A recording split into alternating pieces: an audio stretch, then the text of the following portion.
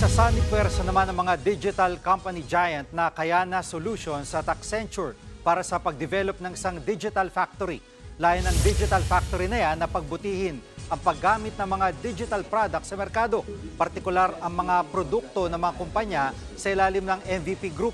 Ang Accenture masaya sa pakikipagtulungan sa MVP Group. Inaasahan na sa kanilang partnership mas bubuti pa ang digital experience sa mga consumer ng mga kumpanya sa MVP Group.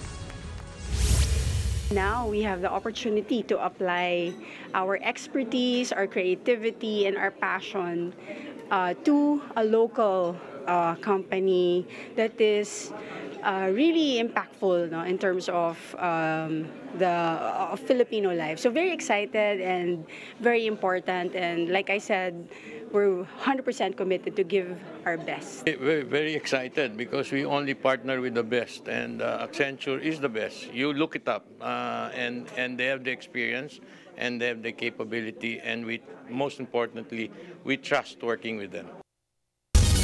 Mga kapatid, Jiggy Manikad po, iba na ang may alam at may pakialam sa panahon ngayon. Para sa konkreto, kumpleto at komprehensibong balitaan sa Frontline, mag-follow at mag-subscribe sa social media pages ng News 5.